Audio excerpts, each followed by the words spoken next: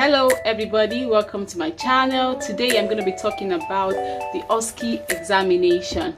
The Osce examination for overseas nurses, which is fully known as Objective Structural Clinical Examination, is the second stage of your examination in the UK before you become a registered nurse.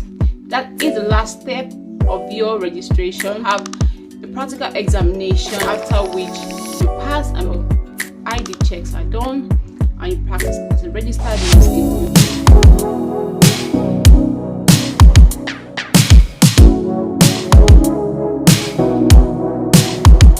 the Osce examinations is held in the UK in 3 centres: Northern Ireland, Northampton, and in Sweden. In Oxford, Brookes University, Star University. And how do you prepare for your Osce examination? And as always, there is a non-disclosure policy about all these examinations. The examination is carried out independently by these 3 universities. However, they all have a sitting where which all the results from these various cities are independently assessed and verified, just to ensure that a particular standard is being set and is being followed.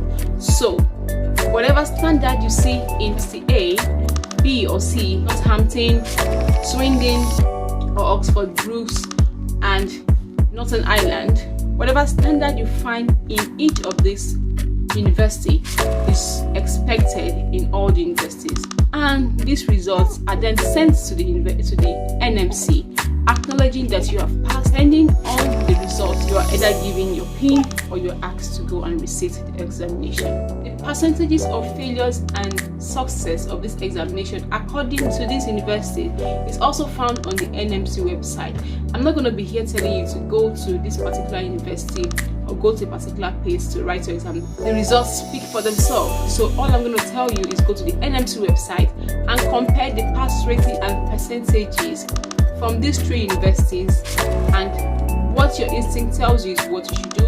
A lot of people find it difficult in these examinations because you're coming from a different setting to come practice nursing in a different setting. The expectations are different, so you need to prepare.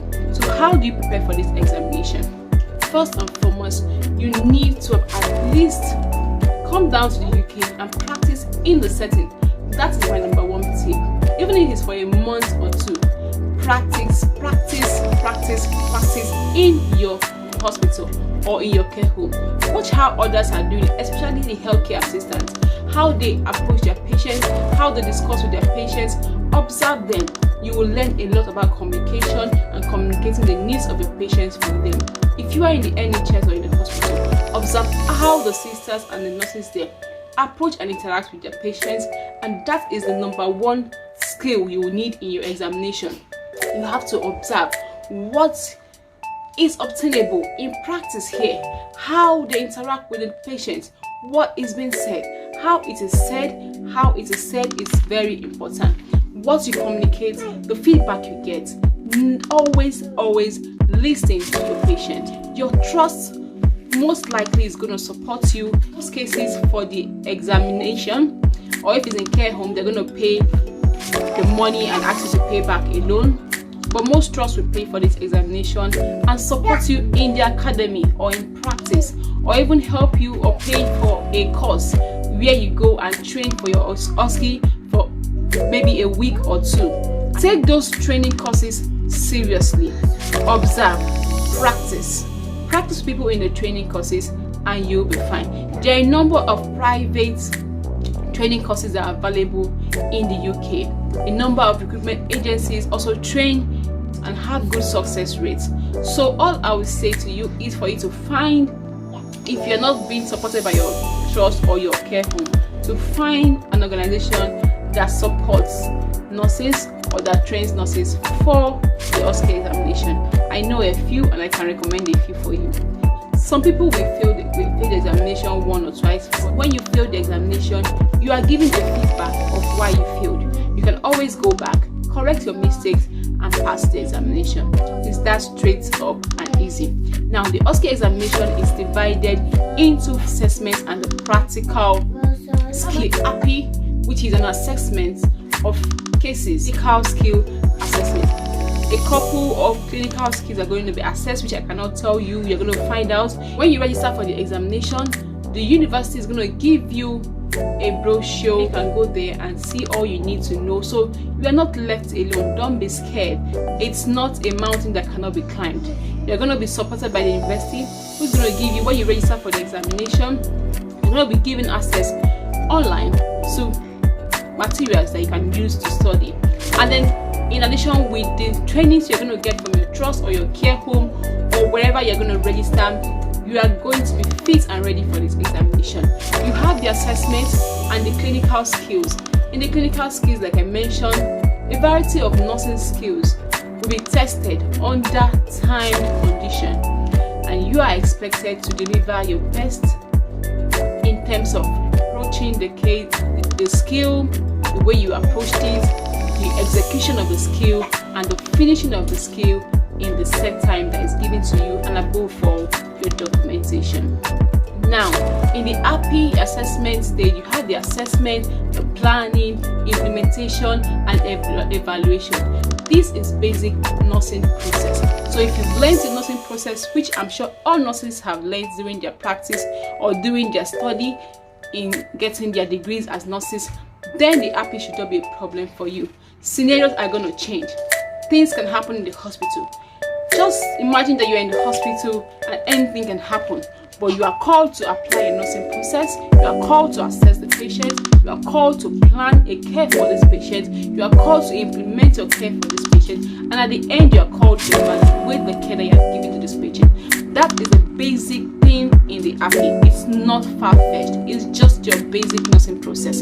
So look at it as a nursing process. You're taking care of this patient holistically in the UK setting, in line with everything that is obtainable in the UK, and you will be fine. Like I said, in your trust, be very apt to observe how care is given. Be apt to observe the communication between the nurses and the patients.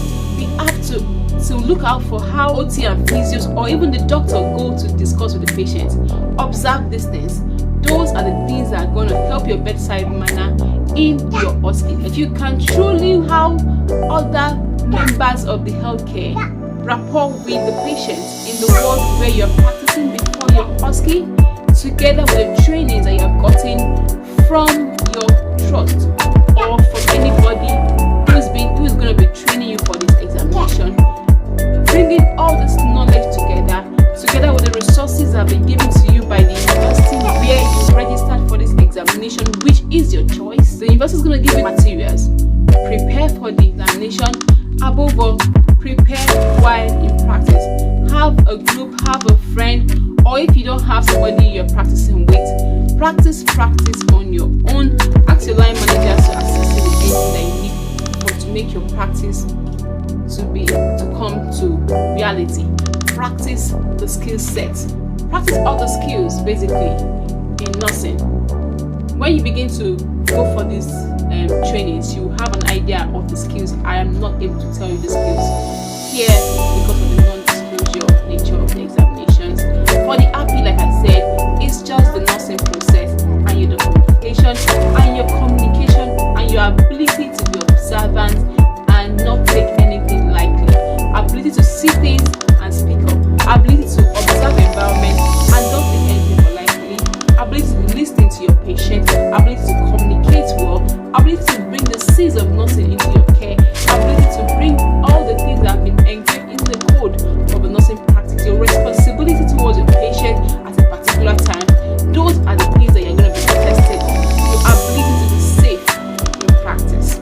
Those are the things that you're going to be tested. You're going to be tested on safety, communication, on your skill, and your assessment as a nurse using the nursing process.